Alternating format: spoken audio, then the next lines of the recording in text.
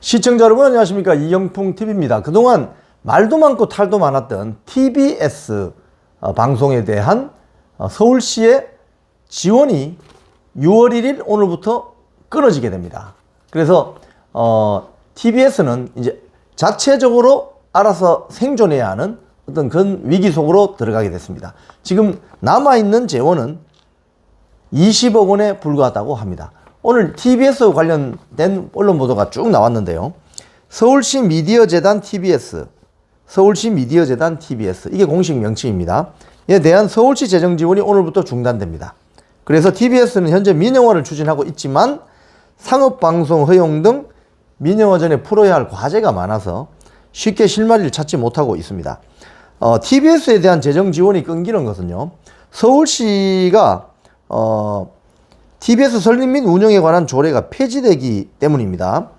TBS는 서울시 산하 기관이었는데 박원순 시장 시절이던 2020년에 서울시 출연기관으로 탈바꿈했습니다. 그 과정에서 김어준의 뉴스공장, 김어준 아시죠? 김어준의 뉴스공장이 이 프로그램의 출연자와 어떤 프로그램의 내용에 상당한 편파 시비를 불러일으켰고, 편파 방송이다 이런 논란을 빚으면서 2022년 11월에 서울시 의회가 TBS 지원 조례를 지원하는 중단 조례를 통과시켰습니다. 그리고 지난해 말에 조례 시행을 5개월 유예했다가 재정 지원 중단 시점이 오늘인 6월 1일부터 재정을 더 이상 지원하지 않는다는 결정이 난 거죠. 지금 TBS는 삼성 KPMG입니까? 여기를 매각 주관사로 해서 매각을 추진 중인데, 그래야 이제 민영화를 할 수 있는 거거든요. 일부 종편과 종합 일간지 등에서 지금 인수하는 데 관심을 보이고 있지만, 지금 한 250명 되는 TBS 직원들 고용 승계, 상업 광고 허용 문제 이런 것들이 풀리지 않기 때문에 쉽게 해결될 것 같지는 않습니다. 지금 TBS가 보유한 가장 큰 영향력이 있는 채널은 라디오죠. TBS 라디오. TBS FM인데 라디오 채널은 일반 상업 광고를 하지 못하게 되어 있습니다. 방송통신위원회가 공공성을 이유로 TBS의 상업 광고를 허용하지 않았기 때문입니다. KBS1과 마찬가지죠. TBS 측은 매각을 하려면 이 회사를 영리법인으로 전환하는 과정이 먼저 필요한 입장인데, 이 영리법인으로 전환하려면 이 재단을 먼저 해산해야 됩니다. 재단을 해산하고 새로운 법인을 설립하고 채널 승인하는데 한 1년 이상 시간이 걸리는 것으로 알려졌는데요.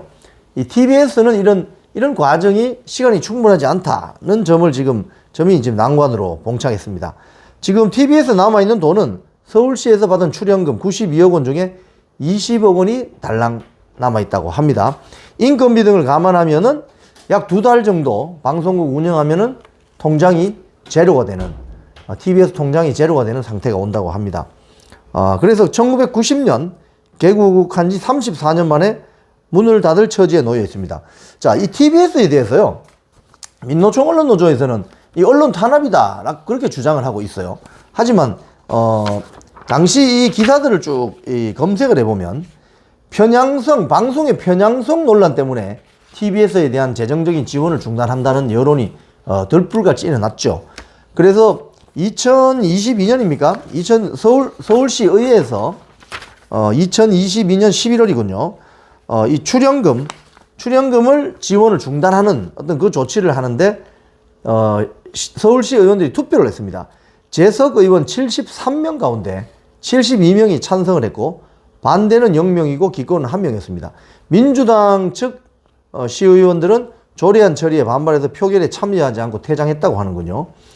당시 시의회 국민의힘 의원 76명 전원이 이 공동 발의한 이 조례안은 서울시 예산 지원에 근거가 되는 조례를 폐지하는 내용이었습니다.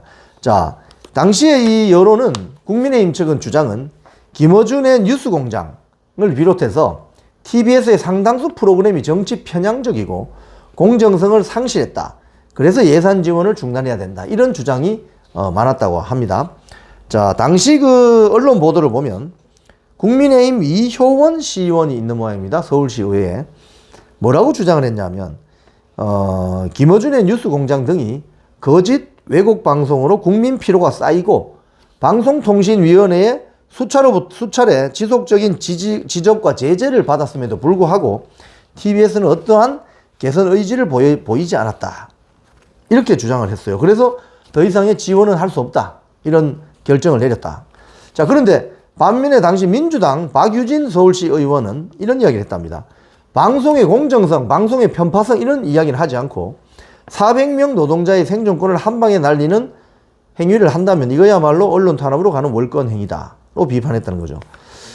민주당 시의원의 주장은 방송의 편파성과 어떤 공정성에 대해서는 지적을 하지 않고 여기에 일하는 노동자들의 어떤 생존권을 위협하는 것이 언론 탄압이다. 이렇게 주장을 하는군요.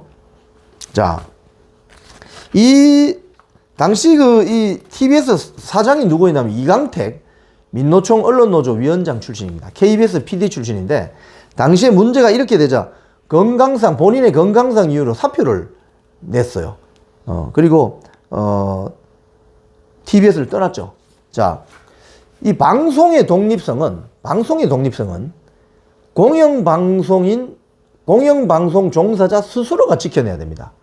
지금 KBS, MBC, EBS, TBS 다 공영방송이잖아요. 자, TBS 같은 경우에 김어준이 그렇게 서울 시민의 혈세를 받아서 방송을 하면서 아주 고액의 출연료도 받아 챙겼거든요. 그렇게 하면서 방송을 제대로 공정하게 했느냐는 거예요. 그렇지 않다는 이야기가 더 많지 않습니까? 그러면 당시 TBS 직원들은 김어준의 뉴스 공장에 대해서 가차없이 비판을 하고 브레이크를 걸었어야 되는 거예요.